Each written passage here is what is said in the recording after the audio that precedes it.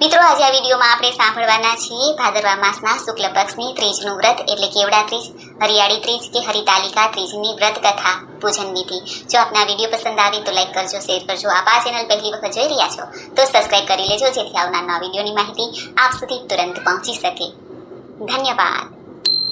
દેહી સૌભાગ્યમ આરોગ્યમ દેહી મે પરમં સુખમ રૂપમ દેહી જયમ દેહી યશો દેહી વિસોજહી. બોલો માતા પાર્વતી દેવીની છે. મિત્રો, કેવડા ત્રીજ કે જેમાં ભગવાન મહાદેવને એક જ વખત આખા વર્ષમાં કેવડો સમર્પિત કરી શકાય છે, કારણ કે કેવડાનું પુષ્પ તે શાપિત પુષ્પ છે. જ્યારે ભગવાન મહાદેવ પ્રથમ વખત શિવલિંગના રૂપમાં પ્રગટ થયા ત્યારે પરમપિતા બ્રહ્માજી અને ભગવાન શ્રી હરિનારાયણ આ શિવલિંગનું મૂળ ક્યાં છે, તેનો અંત કે આદિ ક્યાં છે તે જાણવાની ધગશથી બંને શિવલિંગના મૂળને શોધવા લાગ્યા. ત્યારે ભગવાન નારાયણને તો ખ્યાલ આવ્યો કે આ લિંગનો કોઈ આદિ કે અંત નથી. તેથી તેઓ શિવ જાણીને તેમને પ્રણામ કરવા લાગ્યા. પરંતુ બ્રહ્માજી જ્યારે આ શિવલિંગના મૂળને શોધતા હતા ત્યારે ત્યાંથી એક કેવડાનું પુષ્પ પડ્યું. ત્યારે બ્રહ્માજીએ કેવડાને પૂછ્યું કે તું ક્યાંથી પડ્યું છે?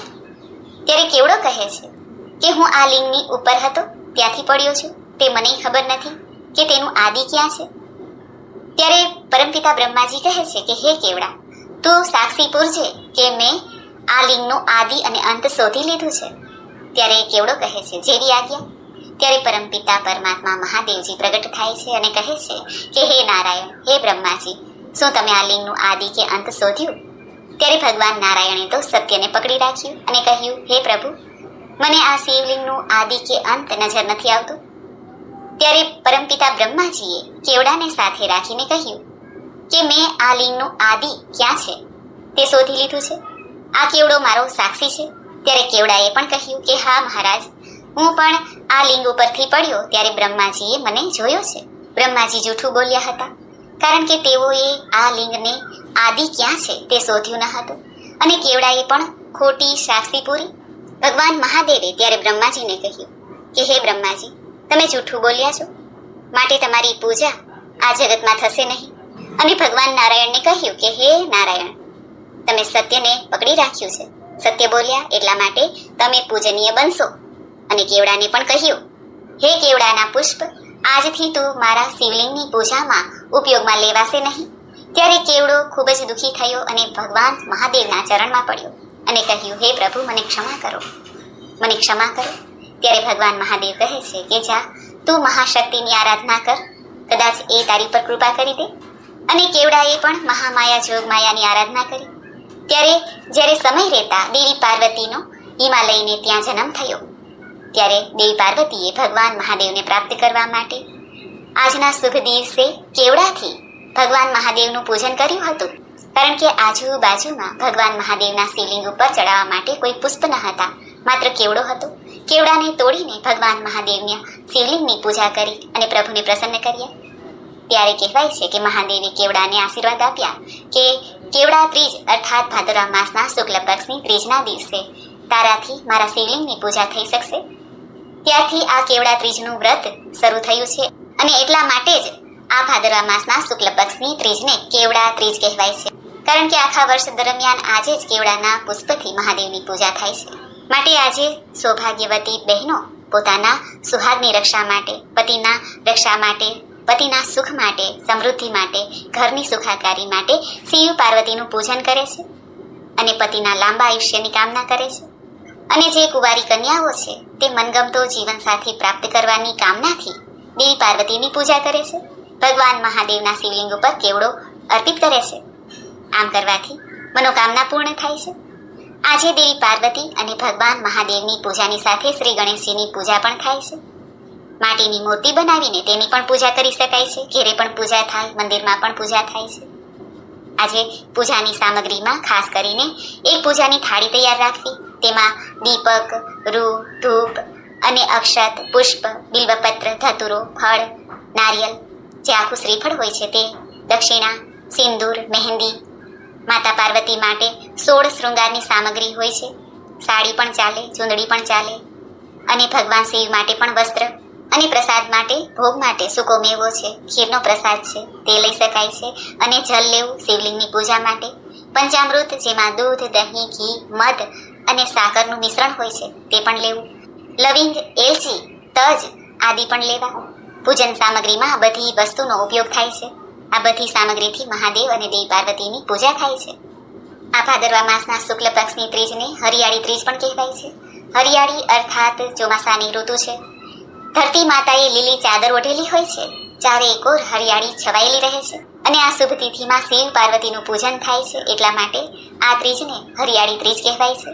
આ ઉપરાંત આ ત્રીજને હરતાલિકા ત્રીજ પણ કહેવાય છે. હર અર્થાત મહાદેવ અને તાલિકા અર્થાત તાલી વગાડવી. ભગવાન મહાદેવની સામે જે 3 તાલી આપણે વગાડીએ છીએ અથવા તાલી વગાડીને બોલીએ છીએ હર હર મહાદેવ હર, આ રીતે દેવી પાર્વતીએ ભગવાન મહાદેવની પૂજા ઉપાસના કરી હતી. ભગવાન મહાદેવ પ્રસન્ન થયા અને દેવી પાર્વતીની મનોકામના પૂર્ણ કરી હતી. માટે આજે હરતાલિકા ત્રીજ પણ કહેવાય છે. પતિ પત્નીના જીવનને મધુર બનાવવા માટે, મજબૂત બનાવવા માટે આજે આધ્યાત્મિક રીતે આ વ્રત કરાય છે, પૂજા પાઠ કરાય છે ભગવાન શિવ અને દેવી પાર્વતીનું. શિવ પાર્વતી પતિ પત્ની એવા છે કે જેમના બાળકોની પણ પૂજા થાય છે. સંસાર છે એવા કોઈ દેવી દેવતાને આ રીતે પૂજન થઈ શકતું નથી. એટલા માટે આપણે હિન્દુ ધર્મમાં કોઈ પણ વ્રત પૂજા હોય ત્યારે શિવ પાર્વતીનું પૂજન અવશ્ય થાય છે. જ્યારે સંસારની માયાને પ્રાપ્ત કરવી હોય, સુખ સમૃદ્ધિ સંસારમાં જોતું હોય ત્યારે શિવ પાર્વતી અને એમના બાળકોની પૂજા થાય છે. ભગવાન મહાદેવના પરિવાર કે જેને સંપૂર્ણ પરિવાર કહેવાય છે અને સંસારનું સુખ જોઈતું હોય ત્યારે સંસારી દેવતા એટલે ભગવાન મહાદેવ જે કૈલાસ પર્વત ઉપર બિરાજમાન આજે પણ છે એવું કહેવાય છે અને ભક્તોને આશીર્વાદ આપે છે. અને કુળદેવીના રૂપમાં રક્ષા કરનાર દેવી પાર્વતી જ મહામાયાના રૂપમાં ઘેરે ઘેરે બિરાજમાન રહે છે. એટલા માટે શિવ પાર્વતીનું પૂજન મહત્વપૂર્ણ છે. માટે આ કેવડા ત્રીજનું વ્રત, હરતાલિકા વ્રત કે હરિયાળી ત્રીજનું વ્રત બહેનો ખાસ રાખે છે. જે બહેનો આ વ્રત રાખે છે તેઓ સવારે વહેલા ઉઠીને સ્નાન આદિથી પરવારીને શુદ્ધ વસ્ત્ર ધારણ કરે અને ભગવાન મહાદેવ દેવી પાર્વતીનું મન હૃદયમાં સ્મરણ કરે. પૂજાની સામગ્રી તૈયાર રાખી હોય તેનાથી પૂજા સંપન્ન થઈ જાય પછી ઉપવાસ કે નકોરડો વ્રત રહેવાનું હોય છે. કેવડો સૂંઘીને શિવજીનું સ્મરણ કરાય છે, જલ ગ્રહણ કરી શકાય છે. આ રીતે આ વ્રત કરાય છે. તો મિત્રો આપણે સાંભળ્યું કેવડા ત્રીજના વ્રતના મહિમા વિશે, પૂજન વિધિ. હવે આપણે સાંભળીએ કેવડા ત્રીજની વ્રત કથા. બોલો શિવ શક્તિની જય. એકવાર કૈલાસના ઉચ્ચ શિખર પર બિરાજમાન શિવ પાર્વતી વાર્તા વિનોદ કરી રહ્યા હતા. વાતમાં પાર્વતીજીએ શિવજીને પૂછ્યું, હે નાથ, દક્ષ પ્રજાપતિના યજ્ઞમાં મારા દેહની આહુતિ આપ્યા બાદ જ્યારે મેં ફરી અવતાર ધારણ કર્યો ત્યારે હે ત્રિલોકનાથ, તમને પામવા માટે મેં કયું વ્રત કરેલું તેની તમને જાણ છે? ત્યારે પાર્વતીજીની વાત સાંભળીને ભગવાન મહાદેવ હસ્યા અને બોલ્યા, હે દેવી, બીજો અવતાર ધારણ કર્યા પછી તમે જન્મથી જ મારું રટણ કર્યા કરતા હતા. તમારા પિતાજી હિમાલય અને માતા મેનાની ના હોવા છતાં તમે મને પરણવાની હઠ લઈને બેઠા હતા. મને પરણવા માટે તમે ઘણું કઠોર તપ કરતા. ઘણા વર્ષો સુધી તમે અન્ન જળનો ત્યાગ કર્યો. મુસળધાર વરસાદ હોય કે ઉનાળો હોય કે પછી શિયાળો હોય, તમે માત્ર પાંદડા ખાઈને તપ કરતા હતા. ધોમ ધકતા તાપમાં પણ, કડકડતી ઠંડીને પણ તમે સહન કરતા હતા. ત્યારે દેવી પાર્વતી કહે છે, હે નાથ, આ બધી વાત આપની સાચી છે. ભગવાન મહાદેવ દેવી પાર્વતીને કહે છે કે હે દેવી, એકવાર તમારા પિતાજી તમારા લગ્નની ચિંતા કરતા બેઠા હતા. તેવામાં ત્યાં દેવર્ષિ નારદજી આવી ચડ્યા. પિતા હિમાલયની ચિંતા જાણીને દેવર્ષિ નારદજીએ તમારા લગ્ન ભગવાન વિષ્ણુ સાથે કરવાની સલાહ આપી. ત્યારે તમે નારદજી ઉપર રોષે ભરાયા. તમારા પિતા તમારા લગ્ન ભગવાન નારાયણ સાથે કરવાનો વિચાર કરવા લાગ્યા. ત્યારે તમે મનોમન ઘણા મૂંઝાયા. એ મૂંઝાણ દૂર કરવા માટે તમે તમારી સખીઓ પાસે જઈને ખૂબ જ રડવા લાગ્યા. પછી રડતા રડતા કહેવા લાગ્યા, હે સખી, તું તો જાણે છે કે હું ભગવાન શિવને શુદ્ધ મનથી વરી ચૂકી છું. મારા માતા પિતાને મેં ઘણું સમજાવ્યું પણ તેઓ માનતા જ નથી અને તેઓ મારા લગ્ન ભગવાન નારાયણ સાથે કરવા માંગે છે. જો આમ થશે તો હું મારા દેહનો ત્યાગ કરીશ. સખીઓ કહે છે, બહેન, આપણાથી આવું ન થાય. ત્યારે દેવી પાર્વતી કહે છે, તો શું કરવું? સખી કહે છે, ચાલ પાર્વતી, આપણે બંને અહીંથી જતા રહીએ. બંને સખીઓએ યોજના ઘડી કાઢીને ઘરેથી છાના માના ચાલી નીકળ્યા અને ચાલતા ચાલતા જંગલમાં આવી પહોંચ્યા. ત્યાં એક સુંદર ઝરણું જોયું. બંને સખીઓને તરસ લાગી હતી, તેથી ઝરણામાંથી પાણી પીધું. પછી આગળ વધ્યા. આગળ જતા એક ગુફા આવી. ભગવાન શિવ દેવી પાર્વતીને કહે છે કે હે દેવી, આ ગુફામાં જઈને તમે રેતીનું એક નાનકડું શિવલિંગ બનાવ્યું, શિવજીની પૂજા શ્રદ્ધા ભક્તિથી કરી, જંગલમાંથી જાત જાતની વનસ્પતિઓ, પુષ્પો, બિલ્વપત્ર, કેવડો લાવીને શિવલિંગની પૂજા કરી.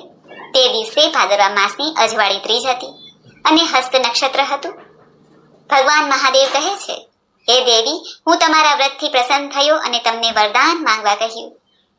ત્યારે હે દેવી તમે બોલ્યા કે હે દેવાથી દેવ, હે નીલકંઠ, જો મેં ખરા અંતરથી તમારી આરાધના કરી હોય અને રોમે રોમથી તમારું રટણ કર્યું હોય તો તમે મારા પતિ બનો. ત્યારે ભગવાન મહાદેવ કહે છે કે હે દેવી, મેં તમારી વાત સ્વીકારી લીધી અને તમારી સાથે લગ્ન કર્યા.